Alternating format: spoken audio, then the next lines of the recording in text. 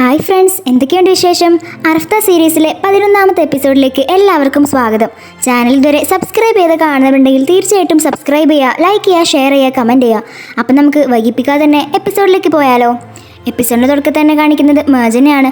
അവൾ കിച്ചണിലേക്ക് ഒരു ജ്യൂസ് ഉണ്ടാക്കാൻ വേണ്ടി വരായിരിക്കും. അപ്പോഴാണ് അവിടേക്ക് അദേശ് വരുന്നത്. അദേശിനെ കാണുമ്പോൾ അവൾ ചോദിക്കും, ആസ്ലിക്ക് ഇപ്പം എങ്ങനെയുണ്ട്? അവൾക്ക് കുഴപ്പമൊന്നുമില്ലല്ലോ. ആ പോയിസൺ എങ്ങനെയാണ് അവളുടെ വയറ്റിലെത്തിയതെന്ന് അറിയോ? ഇത് കേൾക്കുമ്പോൾ അദേശ് പറയും, അവൾക്കിപ്പോൾ കുഴപ്പമൊന്നുമില്ല, ഉറങ്ങുകയാണ്. പിന്നെ ആ പോയിസൻ്റെ റിസൾട്ട് ഇതുവരെ വന്നിട്ടില്ല എന്ന് പറയും. അപ്പോഴാണ് അവൾ ആ ജ്യൂസിൻ്റെ ബോട്ടിൽ തുറക്കാൻ പറ്റാതെ നിൽക്കുന്നത് അദേശ് കാണുന്നത്. അത് കാണുമ്പോൾ അദേശ് അവളെ ഹെൽപ്പ് ചെയ്യാൻ വേണ്ടി അത് തുറന്നെടുക്കാൻ നിൽക്കുകയാണ്. പക്ഷേ അവൾ അതിന് സമ്മതിക്കുന്നില്ല. ഇതെന്നെ കൊണ്ട് കഴിയുമെന്ന് പറഞ്ഞ് അവൾ അത് വീണ്ടും തുറക്കാൻ നിൽക്കും. പക്ഷേ അവളെ കണ്ടത് പറ്റില്ല എന്ന് അറിയുന്നതുകൊണ്ട് അദേശ് അത് വാങ്ങുകയാണ്. പക്ഷേ മേജൻ അതിന് സമ്മതിക്കുന്നില്ല. അവർ രണ്ടുപേരും ആ ബോട്ടിൽ പിടിയും വലിയ അതുകൊണ്ട് തന്നെ അത് താഴേക്ക് വീണ് ആ ബോട്ടിൽ പൊട്ടുകയാണ്. മേജൻ പറയും, നിങ്ങളോട് ഞാൻ അപ്പോഴേ പറഞ്ഞതല്ലേ ഇത് ഞാൻ ചെയ്തോളാന്ന്, വെറുതെ എന്തിനാ ഇങ്ങനെ പ്രശ്നം ഉണ്ടാക്കാൻ വന്നത്? അദേശ് പറയും, നിനക്കത് കഴിയാത്തതുകൊണ്ടല്ലേ ഞാൻ നിന്നെ ഹെൽപ്പ് ചെയ്യാൻ വന്നത്. നിനക്കത് വിട്ടിരുന്നെങ്കിൽ ഇപ്പം ഇങ്ങനെ പ്രശ്നമൊന്നും ഉണ്ടാവില്ലായിരുന്നല്ലോ. അങ്ങനെ അദേശ് അത് ക്ലീൻ ചെയ്യാൻ വേണ്ടി പോവായിരിക്കും. അപ്പോൾ മേജൻ അതിന് സമ്മതിക്കില്ല. വേണ്ട, ഇനി നിങ്ങളിത് ക്ലീൻ ചെയ്യാൻ വന്നിട്ടുണ്ടെങ്കിൽ അത് നിങ്ങളുടെ കയ്യിൽ കൊള്ളും, പിന്നെ ചോര വരും, വെറുതെ പ്രശ്നം ഉണ്ടാക്കാൻ നിൽക്കണ്ട എന്ന് പറഞ്ഞ് അവൾ അത് ചെയ്യാൻ നോക്കിയായിരിക്കും. പക്ഷേ അദേശ് അതിന് സമ്മതിക്കില്ല. അവൻ അത് എടുക്കാൻ വേണ്ടി സഹായിക്കുമ്പോൾ അവൻ്റെ കയ്യിൽ ആ ചില്ല് ഓടുകയാണ്. അവൻ്റെ കയ്യിൽ നിന്ന് ബ്ലഡ് പോകുന്നത് കാണുമ്പോൾ മേജൻ ആകെ ടെൻഷനാവും. ഞാൻ നിങ്ങളോട് അപ്പളേ പറഞ്ഞതാ ഇത് എടുക്കാൻ നിൽക്കണ്ടെന്ന്. ഇപ്പൊ കണ്ടില്ലേ ചോര വരുന്നത്? ബ്ലഡ് ഇങ്ങനെ ഒരുപാട് പോകാൻ പാടില്ല എന്ന് പറഞ്ഞ് അവൾ അവിടെ ഇരിക്കുന്ന വെള്ളം അവൻ്റെ കയ്യിലേക്ക് ഒഴിച്ചു കൊടുക്കുകയാണ്. ഇതെല്ലാം കാണുമ്പോൾ അദേശ് അവളെ തന്നെ നോക്കി നിൽക്കുകയാണ്. അങ്ങനെ അവൾ അവിടെ ഇരിക്കുന്ന ഒരു പ്ലാസ്റ്റർ എടുത്ത് അവൻ്റെ കൈൻ്റെ മേലെ ഒട്ടിച്ചു കൊടുക്കുകയാണ്. ഇതെല്ലാം കഴിഞ്ഞിട്ട് അദേശ് അവിടെ നിന്ന് പോവാതെ നേരെ ആ ഫ്രിഡ്ജിൽ പോയി വേറൊരു ജ്യൂസിൻ്റെ കുപ്പി എടുത്ത് അത് തുറന്ന് അവൾക്ക് കൊടുക്കുകയാണ്. 1 മണിക്കൂർ കഴിഞ്ഞ് നീ എൻ്റെ വർക്കിംഗ് റൂമിലേക്ക് ഒന്ന് വരണം എന്ന് പറഞ്ഞ് അദേശ് അവിടെ നിന്നും പോവും. മേജനാണെങ്കിൽ അദേശിൻ്റെ ഈ ബിഹേവിയറെല്ലാം കണ്ട് ആകെ ഷോക്കായി പോവാണ്. എൻ്റെ ദൈവമേ, ഇയാൾക്ക് വേണമെന്ന് വിചാരിക്കുമ്പോൾ എത്ര നല്ല ആളായിട്ട് അയാൾ പെരുമാറുന്നത് എന്ന് അവൾ വിചാരിക്കും. അതിനുശേഷം അവൾ വേഗം അവൻ്റെ വർക്കിംഗ് റൂമിലേക്ക് പോവാണ്. എന്തായാലും അവൻ 1 മണിക്കൂർ കഴിഞ്ഞ് വരാനാണ് പറഞ്ഞതെങ്കിലും അവനെക്കുറിച്ച് എന്തെങ്കിലും വിവരം കിട്ടുമോ നോക്കാൻ വേണ്ടിയിട്ട് അവൾ അവിടേക്ക് കുറച്ച് നേരത്തെ ചെല്ലുകയാണ്. അവൾ അവിടെ എത്തിയപാട് തന്നെ അവിടെ മൊത്തം അരിച്ചു പെറുക്കുന്നുണ്ട്. പക്ഷേ അവൾക്ക് അവിടെ നിന്നും അവനെ കുറിച്ചൊന്നും കിട്ടില്ല. അതുകൊണ്ട് തന്നെ അവൾ ഇനിയിപ്പോൾ എന്ത് ചെയ്യുന്ന ആലോചിച്ച് നിൽക്കുമ്പോഴാണ് അവിടേക്ക് അദേശ് വരുന്നത്. അത് കാണുമ്പോൾ അവളൊന്നും ടെൻഷൻ ആവുന്നുണ്ട്. അവൻ ചോദിക്കും, നീ എന്താണ് ഇപ്പം ഇവിടെ ചെയ്യുന്നത്? അവൾ പറയും, നീയല്ലേ എന്നോട് വർക്കിംഗ് റൂമിലേക്ക് വരാൻ പറഞ്ഞത്, അതുകൊണ്ടാണ് ഞാൻ വന്നതെന്ന് പറയും. ഇത് കേൾക്കുമ്പോൾ അദേശ് പറയും, ഞാൻ നിന്നോട് ഇപ്പോഴാണ് വരാൻ പറഞ്ഞത്, 1 മണിക്കൂറിന് ശേഷം വന്നാൽ മതി എന്നല്ലേ നിന്നോട് പറഞ്ഞത്? അപ്പോൾ അവൾ പറയും, അത് ചിലപ്പോൾ ഞാൻ മാറി കേട്ടതാവും, അതിനിപ്പം ഇത്രയധികം ക്വസ്റ്റ്യനൊക്കെ ചോദിക്കേണ്ട ആവശ്യം എന്താ? ചെറിയൊരു മിസ്അണ്ടർസ്റ്റാൻഡിങ് പറ്റിയതാണ്, ഞാൻ എന്നാൽ 1 മണിക്കൂർ കഴിഞ്ഞ് വരാമെന്ന് പറഞ്ഞ് അവൾ അവിടെ നിന്നും പോകാൻ നിൽക്കുമായിരിക്കും. അപ്പോൾ അദേശ് അവളെ തടഞ്ഞിട്ട് പറയും, നീ എന്നോട് നുണ പറയാൻ നിൽക്കണ്ട, നിനക്കറിയാവുന്നതല്ലേ, നീ നുണ പറഞ്ഞാൽ അതെനിക്ക് മനസ്സിലാവും, അതുകൊണ്ട് തന്നെ നീ ഇപ്പോൾ ഇവിടെ എന്തിനാ വന്നതെന്ന് പറഞ്ഞാൽ മതി. ഇത് കേൾക്കുമ്പോൾ അവൾ പറയും, അതെ ശരിയാണ്, എനിക്ക് നുണ പറയുന്നത് ഇഷ്ടമല്ല. അപ്പോൾ അദേശ് ചോദിക്കും, അങ്ങനെയാണെങ്കിൽ അങ്ങ് പറഞ്ഞേക്ക്, നീ എന്തിനാ ഇവിടേക്ക് വന്നത്? എന്തായാലും എനിക്കറിയാം നീ ഇവിടെ എന്തിനാ വന്നതെന്ന്. ഇത് കേൾക്കുമ്പോൾ അദേശിനെ അവിടെ നിന്ന് മാറ്റിക്കൊണ്ട് അവൾ പറയും, നിനക്കറിയാമെങ്കിൽ പിന്നെ നീ എന്തിനാ എന്നോട് ചോദിക്കുന്നത്? അതെ, നീ ചോദിച്ചത് ശരി തന്നെ, ഞാനിവിടെ നീ വിചാരിച്ചതുപോലെ തന്നെ നിന്നെക്കുറിച്ച് വിവരങ്ങൾ അറിയാൻ വേണ്ടി വന്നതാ. എനിക്കിപ്പോഴും നിന്നെക്കുറിച്ച് കുറേ ചോദ്യങ്ങളുണ്ട്, അതിനൊന്നും എനിക്കിതുവരെ ഉത്തരം കിട്ടിയിട്ടില്ല, അത് കണ്ടുപിടിക്കാൻ തന്നെയാണ് ഞാൻ ഇങ്ങോട്ട് വന്നതെന്ന് പറയുന്നു. അപ്പോൾ അദേശ് പറയും, ഞാൻ വിചാരിക്കുന്നിടത്തോളം കാലം നിനക്കതൊന്നും കിട്ടാൻ പോകുന്നില്ല, ഞാൻ വിചാരിച്ചാലേ നിനക്കതൊക്കെ അറിയാൻ കഴിയുള്ളൂ. അപ്പോൾ അവൾ പറയും, എന്തിനാണ് നിങ്ങളുടെ കാര്യത്തിൽ ഇത്രയധികം നിഗൂഢത? അപ്പോൾ അവൻ തിരിച്ചു ചോദിക്കും, അങ്ങനെയാണെങ്കിൽ നിനക്കെന്തിനാണ് എൻ്റെ കാര്യത്തിൽ ഇത്രയധികം ആകാംക്ഷ? അപ്പോൾ മേജൻ പറയും, ഇതെല്ലാം ഞാൻ അറിഞ്ഞിരിക്കണ്ടേ? നീ എൻ്റെ ജീവിതത്തിൽ വന്നിട്ടാണ് ഇങ്ങനെയെല്ലാം കാണിക്കുന്നത്, അതുകൊണ്ട് തന്നെ അതിന് പിന്നിൽ എന്താണെന്ന് എനിക്ക് അറിഞ്ഞേ പറ്റൂ. ഒരു കാര്യം ഞാൻ നിന്നോട് മുൻപേ പറഞ്ഞിട്ടുണ്ടായിരുന്നു, നിൻ്റെ ഈ 187 ദിവസത്തിൻ്റെ ഡീലിൽ നിന്നും എത്രയും പെട്ടെന്ന് തന്നെ ഞാൻ പുറത്തേക്ക് വരും. അപ്പോൾ അവന് പറയും, അത് നിനക്ക് ഒരിക്കലും ചെയ്യാൻ കഴിയില്ല. ഇതെല്ലാം കേട്ട് മേജൻ അവിടെ നിന്നും പോകാൻ നിൽക്കുമായിരിക്കും. അപ്പോൾ അദേശ് പറയും, നമ്മുടെ മീറ്റിംഗ് 1 മണിക്കൂർ കഴിഞ്ഞിട്ടാണ്, അത് ഇവിടെ വെച്ചല്ല, ഓഫീസ് റൂമിൽ വെച്ചാണ്. ഇനി നീ കണ്ടില്ല കേട്ടില്ല എന്നൊന്നും പറഞ്ഞ് നേരത്തെ തന്നെ അവിടെ വന്നിരിക്കാൻ നിൽക്കണ്ട. ഇതെല്ലാം കേട്ട് മേജൻ അവിടെ നിന്നും പോകും. അവൾ പോയി കഴിഞ്ഞതിന് ശേഷം അദേശ് പറയും, നിനക്ക് കഴിയുന്ന അത്ര നീ എന്നെക്കുറിച്ച് അറിയാൻ ശ്രമിച്ചോ, ചിലപ്പോൾ നിനക്ക് എന്നെക്കുറിച്ച് എന്തെങ്കിലുമൊക്കെ അറിയാൻ കഴിഞ്ഞാലോ. അങ്ങനെ അവൻ റൂമിലെത്തി കുളിച്ച് ഫ്രഷായി ഡ്രസ്സ് ചേഞ്ച് ചെയ്യാൻ വേണ്ടി നിൽക്കുമായിരിക്കും. അപ്പോഴാണ് അവിടേക്ക് മേജൻ വരുന്നത്. മേജൻ അവനെ കാണുമ്പോൾ ആകെ ടെൻഷൻ ആവുകയാണ്. സോറി, ഞാനിവിടെ നിങ്ങളുള്ള കാര്യം അറിഞ്ഞില്ല എന്ന് പറഞ്ഞ് അവൾ അവിടെ തന്നെ നിൽക്കുമായിരിക്കും. ഇതെല്ലാം കാണുമ്പോൾ അദേശം, കുഴപ്പമില്ല, ഞാൻ ഡ്രസ്സ് ചേഞ്ച് ചെയ്തോന്ന് പറഞ്ഞ് അവൻ മാറ്റാൻ നിൽക്കുകയായിരിക്കും. അപ്പോഴാണ് ഇങ്ങനെയൊക്കെ പറഞ്ഞിട്ടും അവൾ ആ റൂമിൽ നിന്നും പോകാതെ നിൽക്കുന്നത് അദേശ് ശ്രദ്ധിക്കുന്നത്. അവനത് കാണുമ്പോൾ നല്ല ചിരി വരികയാണ്.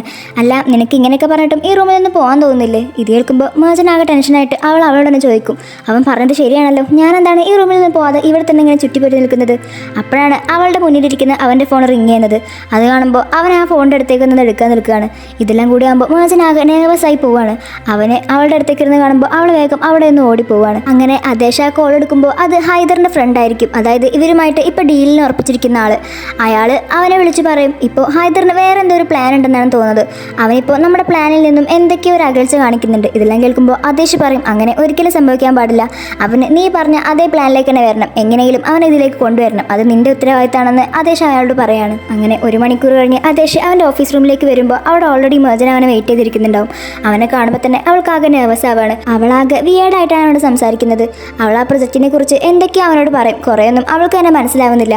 അവളിങ്ങനെ വെപ്രാളം വിളിച്ച് ഓരോന്ന് കാണിച്ചു കൂട്ടുന്നതുകൊണ്ട് തന്നെ അവളുടെ കയ്യിലിരിക്കുന്ന ആ ഫയലെല്ലാം താഴെ വീഴാണ്. അവളാകെ ടെൻഷനായി താഴെ വീണ ഫയലെല്ലാം എടുത്ത് അവൻ്റെ കയ്യിൽ കൊടുത്ത് ഇനിയെല്ലാം നിങ്ങളെന്നെ നോക്കിക്കോന്ന് പറഞ്ഞ് അവൾ അവിടെ നിന്ന് വേഗം പോകാൻ നിൽക്കുകയായിരിക്കും.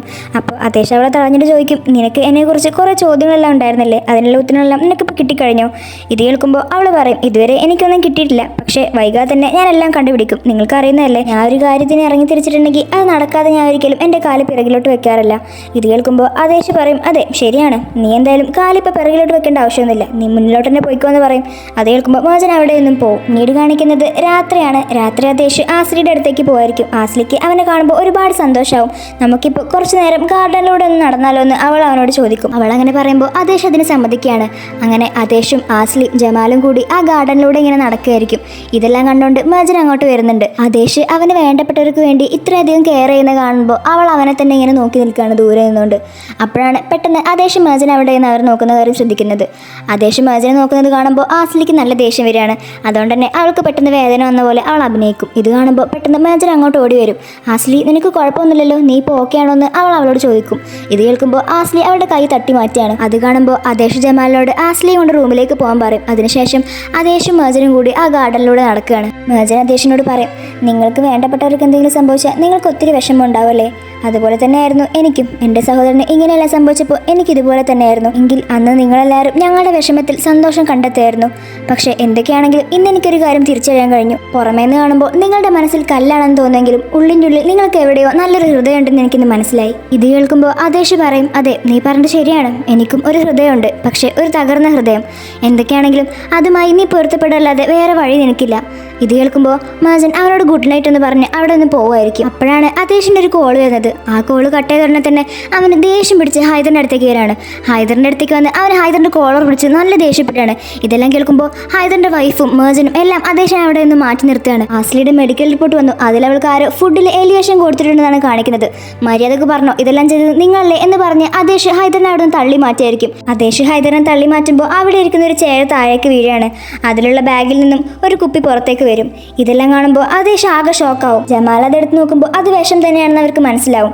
അപ്പം ഇതെല്ലാം നീയാണോ ചെയ്തത് എന്ന് ആദേശ് അവളോട് ചോദിക്കും. അവൾ പറയും, ഇത് എൻ്റെ ബാഗാണ്, പക്ഷേ ആ കുപ്പി എൻ്റേതല്ല. ഇത് കേൾക്കുമ്പോൾ ആദേശിന് നല്ല ദേഷ്യം വരും. ഇത് നിന്റെ ബാഗാണെങ്കിൽ പിന്നെ നീ അറിയാതെ എങ്ങനെയാണ് ആ കുപ്പി അതിലേക്ക് വന്നത്? ഇത് കേൾക്കുമ്പോൾ മേജൻ വീണ്ടും വീണ്ടും പറയും, ഞാനൊന്നും ചെയ്തിട്ടില്ല. ഇതെല്ലാം കേട്ട് മുസൈന് ആകെ ദേഷ്യം പിടിച്ച് അവൾ അവിടെ നിന്ന് താഴേക്കിടും. ഇതെല്ലാം കണ്ടുകൊണ്ട് മേജൻ്റെ അമ്മ അവിടെ നിൽക്കുന്നുണ്ട്. പക്ഷേ അവരൊരക്ഷരം പോലും അവൾക്ക് വേണ്ടി സംസാരിക്കുന്നില്ല. ഒന്നും അറിയാത്ത പോലെ അവൾ അവിടെ തന്നെ നിൽക്കുകയാണ്. മുസൈൻ മേജൻ്റെ അടുത്തേക്ക് പോകുമ്പോൾ ആദേശ് അവരെ തടയാണ്. അവളെ ഇപ്പോൾ ഒന്നും ചെയ്യേണ്ടെന്ന് പറയും. ഇതെല്ലാം കേൾക്കുമ്പോൾ മുസൈന് നല്ല ദേഷ്യം വരികയാണ്. അവൾ നമ്മുടെ ആസ്ലിയാണ് കൊല്ലാൻ നോക്കിയത്, അവളെ ഞാൻ ഒരിക്കലും വെറുതെ വിടാൻ പോകുന്നില്ല. ഇതെല്ലാം കേൾക്കുമ്പോൾ മേജൻ പറയുന്നുണ്ട്, ഞാൻ ആരെയും ഒന്നും ചെയ്തിട്ടില്ല. ഇതെല്ലാം കണ്ട് ദേഷ്യം വന്ന് ആദേശ് മേജൻ്റെ കൈയും പിടിച്ച് അവരുടെ റൂമിലേക്ക് കൊണ്ടുവരികയാണ്. എനിക്ക് ഇത്ര തരം താഴാൻ കഴിയുമെന്ന് ഞാൻ ഒരിക്കലും വിചാരിച്ചില്ല. നിന്റെ സഹോദരൻ മരിച്ചതിന് ഞങ്ങളോട് ഇങ്ങനെയാണോ നീ പ്രതികാരം ചെയ്യുന്നത്? അതായത് മുറാത്തിന് വേണ്ടി ആസ്ലിയുടെ ഫുഡിൽ പോയിസൺ കലർത്തി അവളെ ഞാൻ കൊല്ലാൻ ശ്രമിച്ചു എന്നാണോ നീ പറയുന്നത്? ഇത് കേൾക്കുമ്പോൾ ആദേശ് പറയും, പിന്നെ നീ തന്നെയല്ലേ അവൻ മരിച്ച ദിവസം തൊട്ട് പറയാൻ തുടങ്ങിയിരുന്നത് നിങ്ങൾക്ക് എല്ലാവർക്കും ഇതിലുള്ളത് കിട്ടുമെന്ന്? അപ്പം നീ ഇങ്ങനെയാണല്ലേ ഞങ്ങളുടെ പ്രതികാരം വീട്ടാൻ ഉദ്ദേശിച്ചിരിക്കുന്നത്? ഇത് കേൾക്കുമ്പോൾ മേജന് നല്ല ദേഷ്യം വന്ന് അവിടെ നിന്നും പോകാൻ നിൽക്കുകയായിരിക്കും. പക്ഷേ ആദേശ് അവളെ വീണ്ടും തടയും. നിനക്ക് ആസ്ലിയോട് ഒരുപാട് ദേഷ്യം ഉണ്ടായിരുന്നതല്ലേ അവൾ മുറാത്തിൻ്റെ റൂം എടുത്തതിൽ, അതുകൊണ്ടല്ലേ നീ ഇങ്ങനെയൊക്കെ ചെയ്തത്? ഇത് കേൾക്കുമ്പോൾ അവൾ പറയും, എനിക്ക് അവരോട് എല്ലാവരും ഒരുപാട് ദേഷ്യം ഉണ്ടെന്ന് പറയുന്നത് ശരി തന്നെയാണ്. നിങ്ങൾ എൻ്റെ ഫാമിലിയോട് ഒരുപാട് തെറ്റുകൾ ചെയ്തിട്ടുണ്ട്. പക്ഷേ എന്ന് വിചാരിച്ച് ഇത്തരം കാര്യമൊന്നും ഞാൻ ഒരിക്കലും ആരോടും ചെയ്യില്ല. എനിക്കിതുപോലെ ആരെയും വേദനിപ്പിക്കാൻ കഴിയില്ല എന്ന് മേജൻ പറയും. നിനക്ക് വേദനിപ്പിക്കാൻ കഴിയില്ലെങ്കിൽ പിന്നെ നിന്റെ ഫാമിലിയിൽ ആരെങ്കിലും അത് ചെയ്തിട്ടുണ്ടാവുക. നീ അവരെ രക്ഷിക്കാൻ വേണ്ടിയായിരിക്കും ഇങ്ങനെ കള്ളം പറയുന്നത് അല്ലേ? ഇത് കേൾക്കുമ്പോൾ മേജൻ പറയും, ഞാൻ ആരെയും പ്രൊട്ടക്ട് ചെയ്യാൻ ശ്രമിക്കുന്നില്ല. ഞാൻ പറഞ്ഞത് സത്യം തന്നെയാണ്. ആ ബാഗിൽ എങ്ങനെയാണ് പോയിസൺ വന്നതെന്ന് എനിക്കറിയില്ല. ഇതാരോ എന്നെ മനഃപൂർവ്വം കൊടുക്കാൻ വേണ്ടി ചെയ്തതാണ്. അതാരായാലും ഞാൻ അത് കണ്ടുപിടിച്ചിരിക്കും. എൻ്റെ നിരപരാധിത്വം ഞാൻ നിങ്ങൾ എല്ലാവരുടെ മുന്നിൽ തെളിയിച്ചിരിക്കും. ഇത് കേൾക്കുമ്പോൾ ആദേശ് പറയും, അതിന് നീ ഒത്തിരി കഷ്ടപ്പെടേണ്ട ആവശ്യമൊന്നുമില്ല. ഞാൻ തന്നെ അതാരാ ചെയ്തതെന്ന് കണ്ടുപിടിച്ചോളാം. അതിന് നീ ആയാലും അല്ലെങ്കിൽ വേറെ ആരാണെങ്കിലും അവർക്ക് അതിനുള്ള ശിക്ഷ ഞാൻ തന്നെ കൊടുത്തിരിക്കും എന്ന് പറഞ്ഞ് ആദേശ് അവിടെ നിന്നും പോകും. ഇത് കാണിക്കുന്നത് മേജനെയാണ്. അവൾ ആസ്ലിയോട് സംസാരിക്കാൻ വേണ്ടി അവളുടെ റൂമിലേക്ക് വരികയായിരിക്കും. അപ്പോഴാണ് അവൾ തലണ വെച്ചിരിക്കുന്ന രീതി ശരിയായിരിക്കില്ല. അവൾ വേറൊരു സ്ഥലത്താവും കിടക്കുന്നുണ്ടാവുക. ഇത് കാണുമ്പോൾ മേജൻ ആ പില്ലോ ശരിയാക്കി കൊടുക്കാൻ നിൽക്കുമ്പോഴേക്കും ഉറങ്ങിക്കിടക്കുന്ന ആസ്ലി പെട്ടെന്ന് അലറി വിളിക്കുകയാണ്. ഇതെല്ലാം കാണുമ്പോൾ മേജൻ ആകെ ഷോക്കായി നിൽക്കുകയാണ്. അവളുടെ കയ്യിലാണെങ്കിൽ പില്ലോ ഉണ്ടാവും. ഇതെല്ലാം കണ്ടുകൊണ്ട് ജമാലും ആദേശം അങ്ങോട്ട് വരികയാണ്. ഇവളെന്നെ ഈ തലണ വെച്ച് കൊല്ലാൻ ശ്രമിക്കുകയായിരുന്നു എന്ന് ആസ്ലി പറയും. ഇത് കേൾക്കുമ്പോൾ മേജൻ ആകെ ഷോക്കാവും. ഞാൻ ഇവളെ കൊല്ലാൻ വന്നതല്ല, ഞാൻ സംസാരിക്കാൻ വേണ്ടി വന്നതാണ്. അപ്പോഴാണ് ഇവൾ പില്ലോയിൽ നിന്ന് മാറി കിടക്കുന്നത് കണ്ടത്. അപ്പോൾ ആ പില്ലോ ശരിയാക്കി കൊടുക്കാൻ നിന്നതാണെന്ന് അവൾ പറയും. ഇതെല്ലാം കേൾക്കുമ്പോൾ ആദേശം അവളെ കൊണ്ട് ആ റൂമിന്റെ പുറത്തേക്ക് പോവാണ്. ആസ്ലി ഇപ്പോൾ പറഞ്ഞ കാര്യമെല്ലാം ശരിയാണോ എന്ന് അവൻ മേജനോട് ചോദിക്കും. ഇത് കേൾക്കുമ്പോൾ മേജൻ പറയും, അല്ല ഞാൻ അവളോട് സംസാരിക്കാൻ വേണ്ടി പോയതാണ്. അപ്പോഴാണ് ആ പില്ലോ മാറിക്കിടക്കുന്നത് കണ്ടത്. അപ്പോൾ അവളുടെ തല ഞാൻ ശരിക്കും വെക്കാൻ വേണ്ടി ആ പില്ലോ എടുത്തതാണ്. അപ്പോഴാണ് അവൾ വെറുതെ നീച്ച് ഒച്ച ഉണ്ടാക്കിയത്. എല്ലാം കേൾക്കുമ്പോൾ ആദേശ് പറയും, അവൾക്കിപ്പോൾ ഓൾറെഡി വയ്യാതിരിക്കാൻ നിനക്കറിയില്ലേ, പിന്നെ എന്തിനാണ് വെറുതെ അവളുടെ റൂമിലേക്ക് പോകുന്നത്? എന്തായാലും ഇതിന്റെ പിറകിൽ ആരാണെന്ന് അറിയുന്നവരെ നീ അവളുടെ റൂമിലേക്ക് പോകണ്ട. ഇനി നീ വീണ്ടും അവളുടെ റൂമിലേക്ക് പോയെന്ന് അറിഞ്ഞാൽ പിന്നെ ഞാൻ നിന്നെ തന്നെ കുറ്റപ്പെടുത്തും. അപ്പോഴാണ് അവർ രണ്ടുപേർക്കും ഓഫീസിൽ നിന്ന് മീറ്റിങ്ങിന് വേണ്ടി കോൾ വരുന്നത്. അങ്ങനെ മേജൻ അവിടെ നിന്ന് പോകാൻ നിൽക്കുകയായിരിക്കും. അപ്പോൾ ആദേശ് പറയും, നീ എന്തായാലും ഒറ്റയ്ക്ക് പോകണ്ട, ഞാനും വരാം, എനിക്ക് മീറ്റിംഗ് ഉണ്ടെന്ന് പറഞ്ഞ് അവർ രണ്ടുപേരും അവിടെ നിന്നും പോകാൻ നിൽക്കുകയായിരിക്കും. അപ്പോഴാണ് ഹൈദർ അങ്ങോട്ട് വരുന്നത്. എനിക്ക് മേജനോട് കുറച്ച് സംസാരിക്കാനുണ്ടെന്ന് പറയും. ആദേശ്, ഞാൻ നിന്നെ കാറിൻ്റെ അവിടെ വെയിറ്റ് ചെയ്യാം, വേഗം അങ്ങോട്ട് വരണമെന്ന് പറഞ്ഞ് അവൻ അവിടെ നിന്നും പോകും. ഹൈദർ അവൻ്റെ നേരത്തെ പറഞ്ഞ ആ ഒരു ഡീലിനെ കുറിച്ചായിരിക്കും മേജനോട് പറയുന്നത്. അതിൽ മേജൻ്റെ സൈന് വേണം. ഇത് കേൾക്കുമ്പോൾ മേജൻ പറയും, നമുക്ക് ഇതിനെക്കുറിച്ച് പിന്നീട് സംസാരിച്ചാൽ പോരെ, എനിക്കിപ്പോൾ വർക്ക് ചെയ്യാനുണ്ടെന്ന് പറഞ്ഞ് അവൾ അവിടെ നിന്നും പോകും. അങ്ങനെ അവർ രണ്ടുപേരും ആദേശിൻ്റെ ക്യാബിനിൽ ഇരുന്ന് വർക്ക് ചെയ്തുകൊണ്ടിരിക്കുകയായിരിക്കും. കുറേ നേരം ആയതുകൊണ്ട് തന്നെ അവിടുത്തെ ഓഫീസേഴ്സിനോടെല്ലാം അവർ പോകാൻ വേണ്ടി പറയും. അങ്ങനെ മേജനും അവിടെ നിന്ന് അവളുടെ ക്യാബിനിലേക്ക് പോകാൻ നിൽക്കുമ്പോഴായിരിക്കും ആദേശ് ഇവിടെ തന്നെ ഇരുന്ന് വർക്ക് ചെയ്താൽ മതിയെന്ന് അവളോട് പറയും. പക്ഷെ ഇത് കേൾക്കാതെ അവൾ അവിടെ നിന്ന് വീണ്ടും പോകാൻ നിൽക്കുമ്പോൾ ആദേശ് അവളെ തടയും. ഇതോടുകൂടി അറഫ്ത സീരീസിലെ 11ാമത്തെ എപ്പിസോഡ് അവസാനിക്കുകയാണ്. ഇനി എന്തൊക്കെയാണ് സംഭവിക്കാൻ പോകുന്നത് നമുക്ക് അടുത്ത എപ്പിസോഡിൽ കാണാം. ഈ എക്സ്പ്ലനേഷൻ എല്ലാവർക്കും ഇഷ്ടപ്പെട്ടെന്ന് വിചാരിക്കുന്നു. ഇഷ്ടപ്പെടുമെങ്കിൽ തീർച്ചയായിട്ടും നിങ്ങൾ ലൈക്ക് ചെയ്യാനും ഷെയർ ചെയ്യാനും സബ്സ്ക്രൈബ് ചെയ്യാനും കമൻറ്റ് ചെയ്യാനും മറക്കരുത്. തീർച്ചയായിട്ടും നിങ്ങളുടെ അഭിപ്രായങ്ങൾ റെഡ് ഹാർട്ടായി കമൻറ്റ് ചെയ്യാൻ മറക്കരുത് കേട്ടോ. അപ്പോൾ അടുത്തൊരു എപ്പിസോഡായിട്ട് നമ്മൾ വീണ്ടും വരുന്നതായിരിക്കും. അതുവരെ ബൈ.